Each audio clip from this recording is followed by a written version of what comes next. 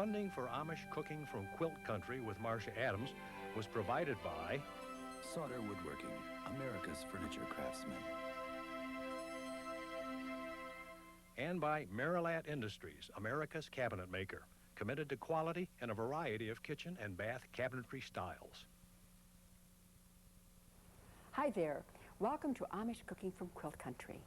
You know the expression, American as apple pie?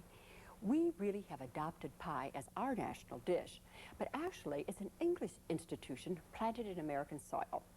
The word pie crept into Middle English literature as early as the 14th century, and then it was spelled P-Y-E, and it was a pastry dish of meat or fowl.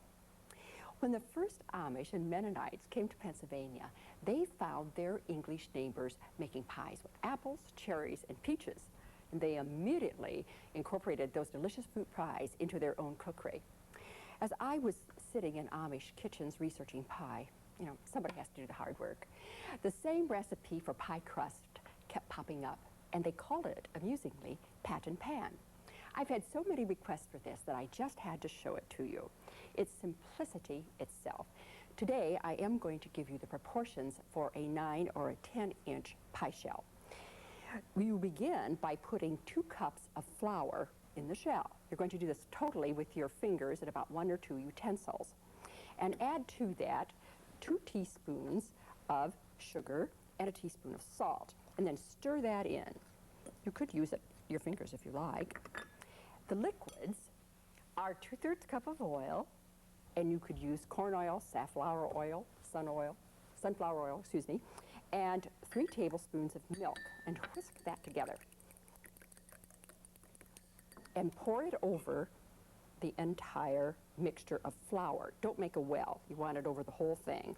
And then with a fork, begin working it in, just like this. I prefer the soft pastry flour, and it's made from soft winter wheat, and it's called pastry flour at the grocery. But if you can't find it, for goodness sakes, use all-purpose flour or use unbleached flour. It works. But what I want to warn you is never use bread flour. Bread flour has entirely too much gluten, and you will have a pie crust that is too soft and sort of comes out over the pan. The sugar tenderizes the crust and also enables it to brown a bit more, and you do want a brown look to this crust. As I mentioned before, pie really is an English dish. And at one time, Oliver Cromwell, that dour Lord Chamberlain of England, who was in power during the 1500s, actually outlawed all pies. Now, just a minute, I have to stop my story and tell you what to do next. You can finish incorporating this flour with your fingers. Now, you could never do this at all with a butter pie crust or even a lard pie crust because you would make it tough. With the oil, you can do it and finish it up that way. Now, what you want to do here, people, is to please start putting the crust up the sides and finish up the bottom later, okay? Now, I want to get back to Oliver Cromwell.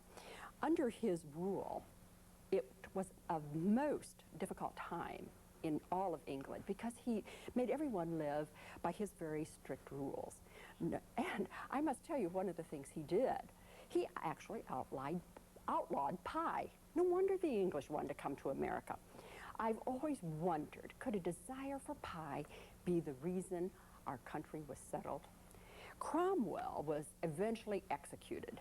There may be a moral there. Never, never outlaw pies. Now we're about ready to finish this up quickly, and I've got to pay some attention here and stop talking about Oliver Cromwell with one final parting shot. It really was because of Cromwell that my family left England and came to America. We've been pie enthusiasts from the very, very beginning. Now, you can bake this shell at 425 degrees for 15 minutes, but you should be sure to prick it with a fork so it doesn't bubble up. Now, I'm not going to spend a lot of time crimping that crust, but I do want to show you the pricking business with the fork.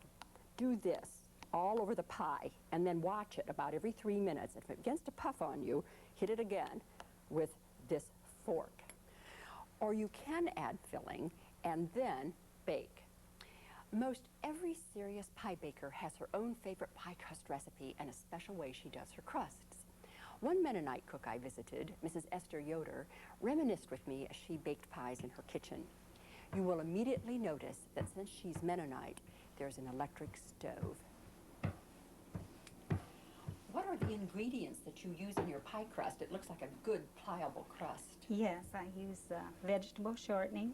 I use eggs and vinegar and water, ice water. I want to make sure my water is ice cold. Is it nice and tender? I assume you're not going to make a tough crust out of this. Yes, I think this is about the most tender crust and has just the texture of it is just really crusty and. Can you refrigerate it then? I never do. What I do, I often just make my crusts and put them in the freezer. Because after, I always think it's a little bit hard to roll out after it's refrigerated. I'd rather roll it out and then refrigerate the pie crust. I noticed that you dropped flour in the pan. I've never seen that done before. Why did you do that?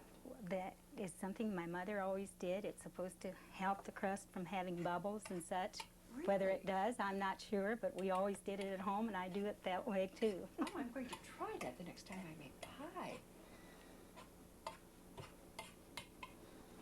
What are some of your favorite pie recipes? Well, we like the pecan pie, and of course we have I have the same pumpkin pie recipe that my mother always had. Tell me about the crimping. That is a nice deep scallop. Yes, I discovered that my mother had a little different crimp than what I did. And just on my own, I found out, well, if I go around to the left, I can put that extra curve in where I always went around to the right. So it made a difference there. Tell me about your rolling pin. It looks like an antique rolling pin almost. I've not seen one quite like that. Yes, this was my mother's, and she died at the age of 86 and always used this rolling pin. And she would bake pies like 10, 15 at a time, and always this was her rolling pin. And so I really treasure this. This is one of the things that I treasure that I got from home. Have you taught your girls how to make pies? Yes, I just wish I could make some of the things that my mother did and paid more attention. So I'm trying to get them to take more attention to the things that, those little things like this. I just like crimping. And I never give it a thought, but I knew my crimping didn't look like my mother's, but I discovered it was a little bit different around. It's just a difference. I really appreciated hearing that Mrs. Yoder is teaching her daughters her own baking traditions. Family recipes are a part of each family's personal history and part of the bonding that ties generation to generation, and I think that's important. Our next recipe is pumpkin pie, and there are two things that make this a really special pumpkin pie. We're going to make a praline mixture of butter, brown sugar, and chopped pecans and put that in the bottom of the shell before we add the filling. The second thing that makes it special is that we're going to saute the pumpkin in butter for 10 minutes before adding the rest of the ingredients. Let's begin with the praline. In the mixer bowl, quickly whip up 2 tablespoons of softened butter, and to that add 1/3 cup of brown sugar. Give that a little stir too. And then add 1/3 cup of chopped pecans. I truly prefer the pecans in this mixture. Now we're going to pat that in the bottom of the crust I made earlier, which incidentally I prettied up a little bit so it looks a little nicer. Just put this in here quickly. I do want you beginning cooks or cooks who are intimidated by pie crust to try this pat and pan crust. It's terribly easy and you'll be a pro in no time. There, we have that all done. And what you want to do is bake the praline at 450 degrees for 10 minutes. See how it looks when it's all finished? It's just a real good piece of praline. Now we're going to do the pumpkin pie mixture itself. And you want to combine in your mixer bowl, you can use the same paddle, why not? Let's save dishes. a half a cup of white sugar, and a half a cup of brown sugar. And then we're going to add some spices and a bit of thickening. A tablespoon of flour, a teaspoon of cinnamon, a half a teaspoon of ground ginger, and a half a teaspoon of salt, and a fourth of a teaspoon of nutmeg and cloves. I'd give that another mix right now. You'll have a smoother product quicker. Then we're going to add the liquids. 1 egg beaten, and this hot pumpkin that's been simmering over here for 10 minutes. That smells good. If it's browned just a tiny bit on the bottom, that doesn't matter. That'll just add to the rich flavor of this pie. Put that back on the mixer and give it another whirl. And then we're ready to add the rest of the wet ingredients. A 12-ounce can of evaporated milk, a cup of water, and a fourth of a cup of milk. I've never really understood that, but that was in the recipe, so we're going to do it. And then we're going to add a tablespoon of Angostura bitters. Now, this product is an aromatic wet mixture, as you can see, and it's really generally associated with cocktails. Manhattans, it's a seasoning for Manhattans and Old Fashions, but it adds wonderful flavor to a pumpkin pie. It's optional. The Amish and Mennonites would not use it. Pumpkin pie was not really a favorite dish of the German Amish and Mennonites when they first came here. Had no association of being a holiday dish for them the way it did for New Englanders. So during the years of the 17th and 1800s, the big round Halloween pumpkins that we know today were fed to the cows, and sometimes are still called cow pumpkins by rural people. This is ready to transfer to the pie shell and pour it into this baked shell. Now this makes an enormously large pie. If you did not use the praline in the bottom of the shell, you'll have some batter left over. And if that's the case, just pour it into some custard cups and bake it in a 325-degree oven in a pan of water. Isn't that just gorgeous? I want you to know the Indians also ate cow pumpkins. They cut them into long strips and then hanged them from poles to dry in the sun. And then they stored them for winter to use in their stews. The Pennsylvania Dutch also did this, but it was for their cows. It wasn't until the late 19th century did the Anglo-American version of pumpkin pie become popular among the Pennsylvania Dutch. Bake this at 400 degrees for 1 hour. This would be a fine addition to your Thanksgiving dinner, but it's one of the first desserts I make in the fall when the weather turns a bit cool and I hear the geese honking overhead. The next dessert is a lemon sponge pie. It's very old-fashioned. A custard forms the bottom layer and a tender cake layer comes to the top. I always associate lemons with spring because this pie was always among the many desserts my mother served at Easter dinner. We had lots of desserts at our dinners too, just like the Amish and the Mennonites. First of all, I want you to prepare a 9-inch pie crust. Roll it out. Don't bake it. And then separate 2 eggs and beat the egg yolks and then beat the egg whites separately. In your large mixer bowl, combine a cup of sugar, 3 tablespoons of flour, a tablespoon of grated lemon rind. This is going to be a sassy pie, and a fourth of a teaspoon of salt. Let's just whiz that rather quickly together. And then we're going to add let me see, this was at one time melted butter. So it will melt rather quickly under these hot lights again. And those 2 beaten egg yolks I talked to you about. Give that a whisk.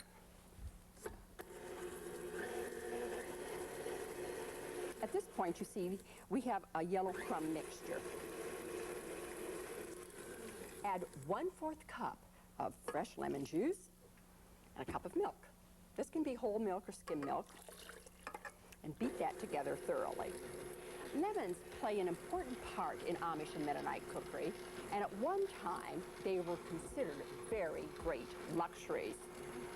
It was during the 1800s when lemons were so frightfully expensive that the Pennsylvania Dutch would buy them in bulk and then store them in sawdust in crocks like these. Doesn't it just absolutely astonish you how difficult cooking must have been in those years? This is all done, and we're ready to combine it with the beaten egg whites. I want you to pour first just a little bit of the lemon mixture into the egg whites. That's just going to sort of lighten it up even more. And then add the egg whites to the lemon mixture and fold it in. I'll demonstrate folding to you in case you happen to miss it when I did it on another show. Go down in straight to the bowl with a scraper, clear to the bottom with the bowl, and lift it up and turn your bowl quarter turn each time. If you have some white patches done there on the top when you're finished, that's all right. That's going to give you the air that you need. Now pour this into your 9-inch pan. If you run out of lemons, sometimes you can substitute vinegar for them. And indeed, that is what many country women did and still do.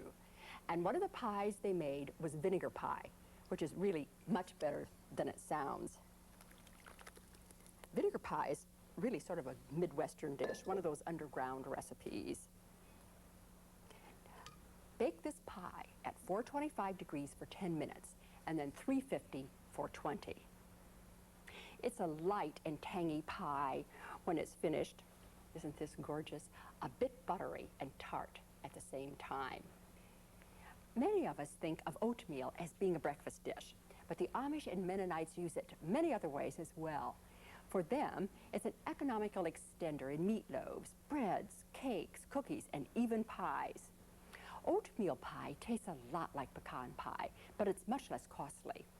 It's a very subtly flavored pie, and few people can guess its ingredients. Some cooks also add a bit of coconut, but today we're just going to do the real thing, plain and simple, but simply delicious. Start, as usual, by rolling out your pie crust. You want a 9-inch shell. And then, in a bowl, combine 1 cup of sugar, 3 tablespoons of flour, a teaspoon of cinnamon, and a speck of salt. About 1/4 of a teaspoon will be fine. In your mixer bowl, you should have 4 eggs that are beaten frothy, and add this dry mixture to that and combine. Just quickly. And then we're going to add the rest of the ingredients. A cup of light corn syrup. Going to need a scraper for that one, I think. That's quite thick. And a tablespoon or 2, it doesn't matter, of melted butter, and a teaspoon of grated orange rind. That's a terribly nice addition. And a liberal splash of vanilla. And then add 1 cup of quick oats. Now you do not want to add the old-fashioned kind that takes 20 minutes. You want the 1 minute or the quick oats. And blend that very well, just as you would do pecan pie. Like pumpkins, oatmeal too was considered fodder for the animals, practically since the dawn of agriculture. And since oats had a reputation for being fodder, and plus being a food eaten only by the poor, it was shunned by the middle and upper classes. But the Crusaders really gave oats respectability. They discovered that they could carry it in their saddlebags and quickly cook up a bowl of it over an open fire. It gave them plenty of energy, just like a bowl of oatmeal does today. Then, the Crusaders returned home. You know, really, the Crusaders have done an awful lot to influence cookery across the world. Those Crusaders returned home and planted fields of oats in their own native lands, England, Denmark, France, Germany. And it has been popular as well as respectable ever since. I want you to bake this pie then at 350 degrees for 45 minutes. There's a little thing I want to tell you about baking pie, actually. You should always bake it on the upper rack. It cooks much quicker and much better. This pie may have started out as an economical substitute for pecan pie, but throughout the years it's become a classic dessert among the Amish and Mennonites. This version has a rich, delicate bottom custard and a top rather like a very elegant, chewy oatmeal cookie. If you've been watching many of these shows, you've noticed how frequently I use vanilla extract. It certainly has to be the most well-known of flavorings. There's a real difference in vanillas. There's pure vanilla extract, which is a solution of 35% alcohol plus the vanilla pods. And then there's vanilla flavoring, which is very inexpensive, frequently synthetic, and is not ideal to use because the actual flavor bakes out. I want to show you a way to make your own vanilla extract from vanilla beans. It's really a superior product. Now this is a vanilla bean, and they're available in the spice sections of most markets. This bean cost about $3, but you get a lot of flavor out of it. Now let me show you how to make the extract. First of all, you want to split the bean open on its flat side. And I'm going to show you what the little beans look like, because truly they're minute. I can see I'm getting a few out there. And there they come. That little tiny, see those little tiny black seeds? That's the flavor. So then you want to cut this bean up in rather small pieces and put it in a solution of alcohol. But I mean drinking alcohol. I got this recipe from Camille Glenn, who is one of the most renowned Southern cooks. She lives in Louisville, Kentucky. And believe me, her recipes always work. Now put these vanilla beans back in the jar and then add about 1/4 cup of fruit brandy. And Camille prefers Cointreau, and I agree with her. I think it's absolutely the best brandy to use. Then shake it up. See how clear that is? Shake this up and let that stand for about 2 weeks, shaking it occasionally. And when you're finished, you have a vanilla extract that's absolutely fantastic. You can further get mileage out of this bean and make it even more economical by drying out the bean and then putting it in your food processor with 2 cups of confectioner's sugar and whipping it all together. The Ritz Escoffier Cooking School in Paris taught me that. It's really an ideal product. Just for your information, Mexican vanilla brought over the border by the quart into the States is no longer considered safe to use. If you happen to have some, it would be better if you threw it away. Let's go over what we did today. First of all, pumpkin pie, absolutely fantastic. Love those little leaves on top. Lemon sponge pie, a delicately flavored pie with 2 layers. And lastly, oatmeal pie, similar to pecan pie with a touch of orange. Marvelously good. I just forgot, almost forgot. We did this pat in pan crust. It's so tender and flaky. Watch this. It's just ideal. Try this. Let's move on to the quilt. One thing that astounds me about this quilt is that it has survived 14 children. The quilt is a tumbling block crib quilt made by Mrs. John Beachy of Topeka, Indiana in 1920. It was for her first child and then was used for her other 13 children she had after that. It's valued at $4,800. Sometimes this pattern is called baby blocks or building blocks, and it is a rather simple quilt, but it is also one with an intriguing interplay of color. You can look at it for some time and to see all of the patterns emerge. The pattern is created by using a single diamond shape and 3 colors, 1 dark, 1 medium, 1 light. By arranging the colors in a hexagon formation then, you will have a quilt that's full of optical illusions. Very Vassarelli-like. I think this is a very sophisticated pattern. I love it. So, until next time, ess a gut. Eat good.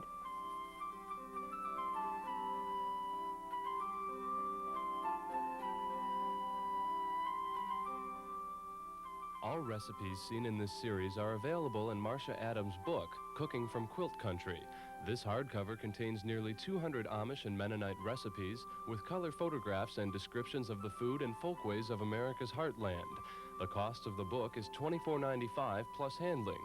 Please have your credit card ready when you call 1-800-325-2667.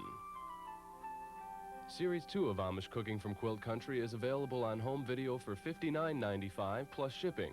All 13 programs in this second series are compiled on 3 VHS cassettes. Call 1-800-325-2667 for credit card orders.